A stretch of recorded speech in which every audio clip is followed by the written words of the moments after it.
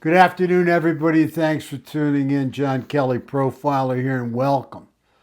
It's been a while, but we wanted to watch and keep an eye on things as the dust settled down. Thank you so much for tuning us in. Today, we're going to be talking about Bridge Guy's fears. We're going to be talking about Richard Allen's fears. You know, the sadist that we profiled, Richard Allen. He's innocent until proven guilty. We're going to talk about his fears. So anyway, it seemed he'd like to scare people. But at this time, I want to send out our condolences to Abby and Libby's families.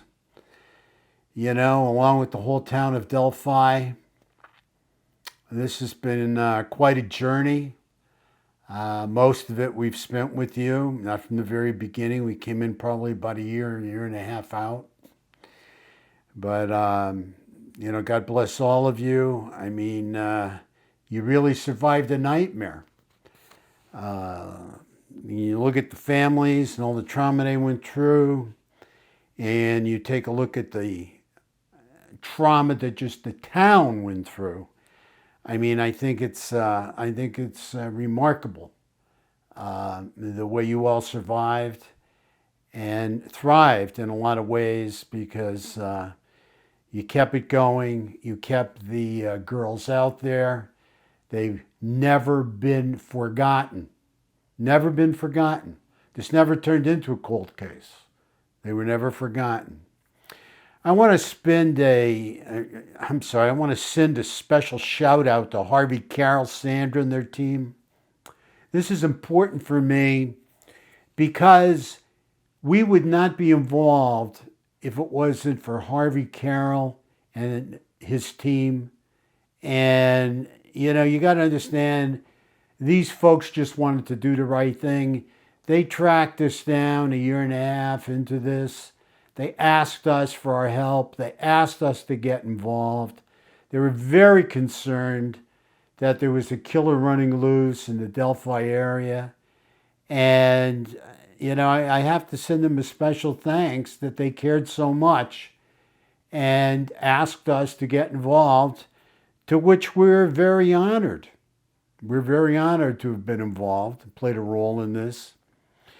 And we want to send a shout out to all the great YouTubers who have respected the family and respectfully put a full court press on to find out who was Bridge Guy and who was the person behind who was the person behind killing Libby and Abby, okay? And I really give so much credit to all the YouTubers out there for staying with this, and just about all of them for the right reasons and doing the right thing. And it really came back to pay off, and we'll get into that. I'll tell you how in a little while. And of course, to our great audience, all the support and kudos you've sent us. We truly appreciate it. We can't thank you enough. Just really, really, really honored and humbled to be sitting here now and being able to talk to you about the capture of Bridge Guy. And again, Richard Allen is innocent until proven guilty. However, he is in prison. And, you know, he's going to sit there until he comes to trial. And then we're going to see, you know, what the jury says about his innocence and about his guilt.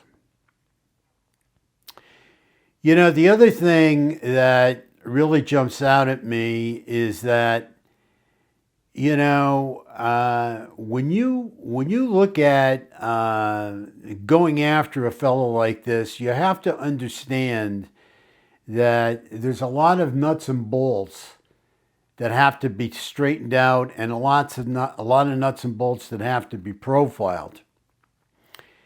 You know, if it wasn't for Libby and doing her video, I mean, I don't know what would have happened next.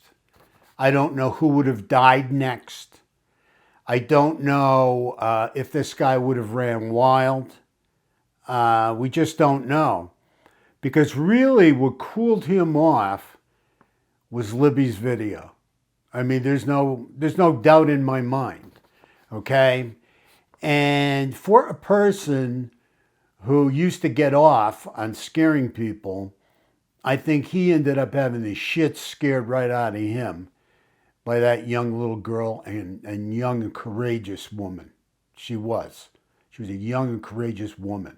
She went right at that guy with that camera, and she took a shot of him because she felt something was wrong and danger might be lurking for her and Abby. So a lot of credit goes out to Libby German. And going back and focusing on a guy who's a sadist, or who we believe is a sadist, and really got off on scaring people. Can you imagine every time he turned the TV on or went online or went on YouTube and saw himself? I mean, the chill that must have went through his body, okay? So it's like really putting the fear and scaring the sadist, putting the fear into the sadist, right? You know, I have to also say that, you know, as ironic as it is in the way that, you know, he enjoyed scaring people, in the end, who ended up getting scared the most? Who felt the most fear? So you have to know that these guys, you know, get a high out of doing the deed and killing. There's no question about it.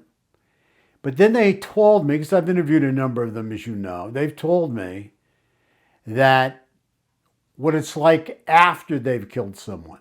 And I asked them, I said, well, okay, you were really high. What happens now? Now you have a dead victim on your hands. What do you feel? What do you get out of that? We're scared. We're scared. We have a body. We have to get rid of it. We have to do something with it. We've got to put some distance between us and the body. Okay? That's what they all tell me. So again, it's ironic, the fear that went through the sadist's heart who likes to create fear in other people. Karma comes around, right?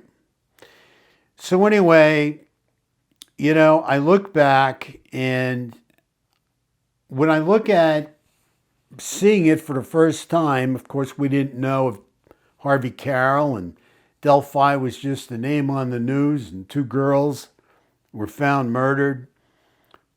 But I remember Libby's video. Before Harvey Carroll, before Sandra, before Harvey's team, you know, before Delphi, you know, really, there was Libby's video. I saw it on TV, because we're always looking at cases, always. And I thought to myself, you know what? They're going to have this guy so quick, it's not even funny. They're going to scoop him up because this young girl was able to get him on video. Well, here we are almost 6 years later, and finally they've scooped up a suspect. You know, the point I want to make is that when you look at this and you see this taking place, and you know they have his picture, and you know they have some sound bites for his voice, you have to say to yourself, well, why wasn't he scooped up sooner? And I'm going to tell you, it's only by luck that he was able to go so far, okay, and this long.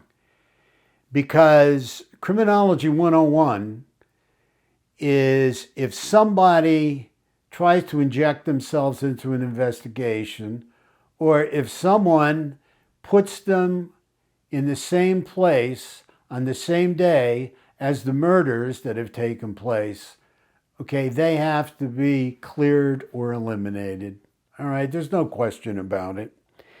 And somehow this all got lost, and it took us 5+ years to start to go back and retrack and see what happened. And I shouldn't say us.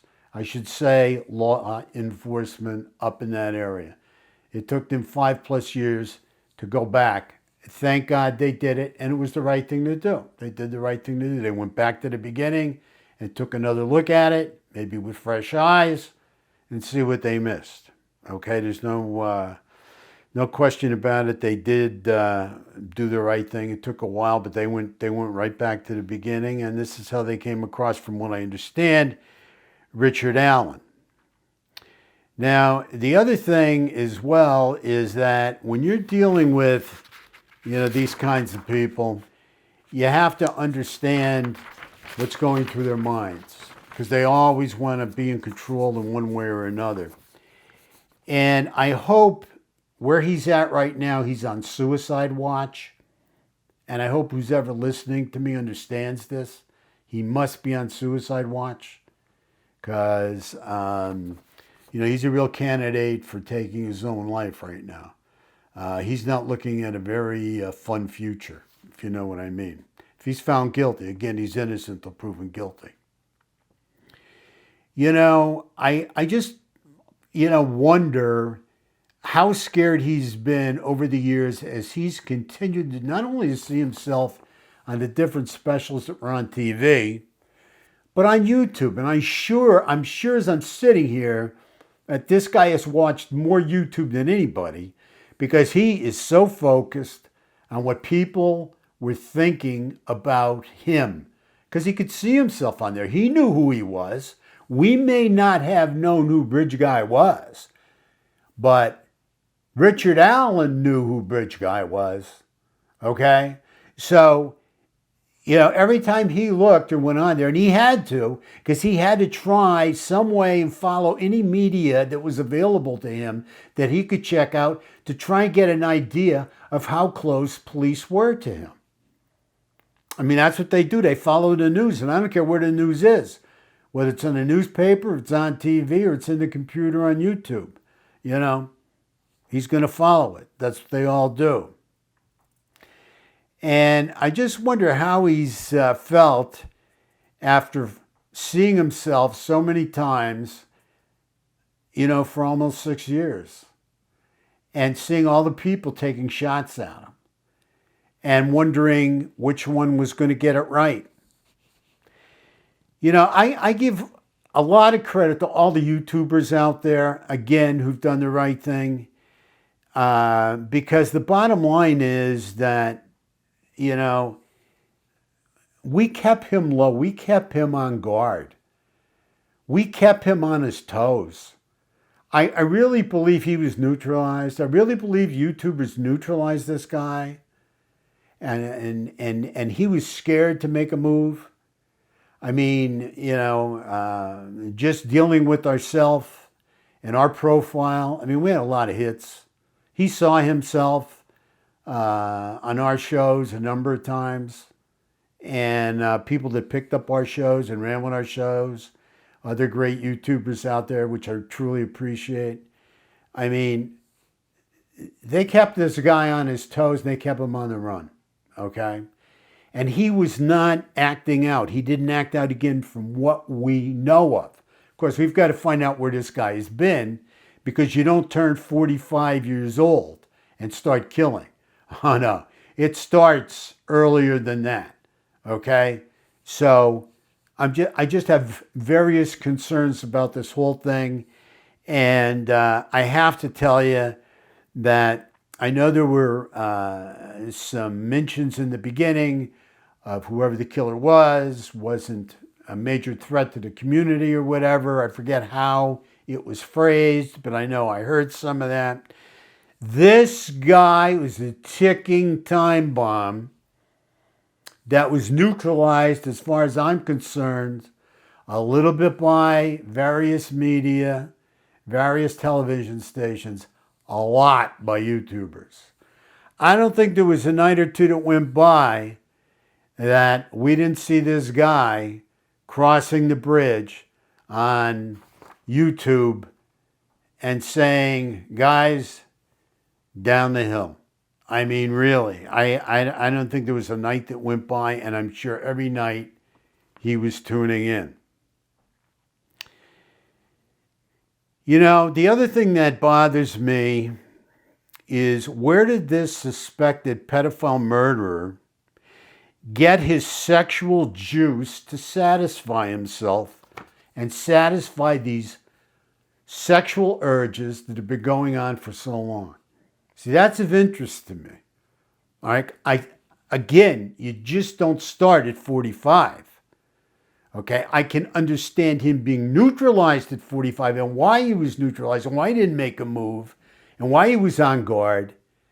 But, you know, up until then and maybe even around then, where was he getting the satisfaction and gratification he needed for these sexual urges and for this anger rush and this volcanic rage that came out of him? You know, he was getting it somewhere, and I'm sure that's what law enforcement's doing right now. You know, they're looking at all aspects of this because they want this answer too. This could be part of something bigger. So I think we have to stay tuned, and that's why we've been kind of patient with this. You know, I'm going to try to get up there for Richard Allen's trial. I want to personally look into Richard Allen's eyes. And I want to say, hey, do you remember me? What do you think? You think he'll remember me? I think so. I think he's going to remember all of us. But I want to look him in the eyes. I want to be there at that trial. Okay? I want him to see me in that courthouse. So hopefully I'll be around and I'll be able to make it up there. I also want to give a special shout out to Tony McGivern. I mean, she's been a great source for us. We truly appreciate her work. And we can't thank her enough. And also, I really want to thank Grizzly True Crime, Gisela K. It's fantastic. She's a new up-and-comer. She's really putting the pedal to the metal.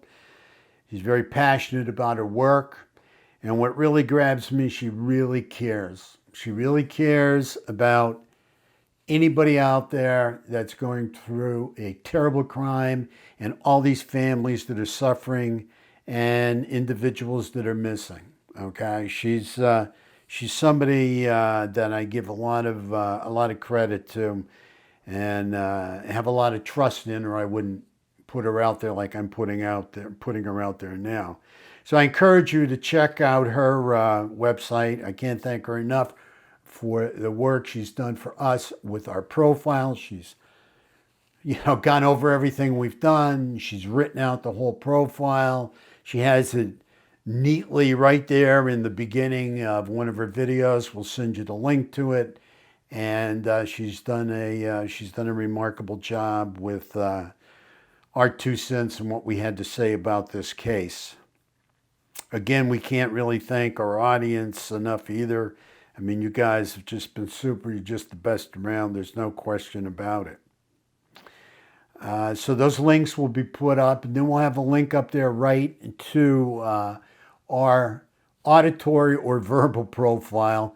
If you want to listen to us, opining and going over the case, and which most of you guys know we did over 2 years ago. We had a lot of hits, and I'm really proud of the work we did. And as I always like to say, on a profile and a prayer. That's what we try to do, okay? So thank you all so much. Again, I can't wait for the trial. I'm looking forward to going to see Richard Allen and looking him in his eyes, straight into his eyes. And I'm sure he'll remember me, as I mentioned. So we'll continue to do updates on this case. Many thanks for watching and for all your support. Most importantly, please be safe out there. These are rough days. Please make it a great day, and God bless. Thank you so much.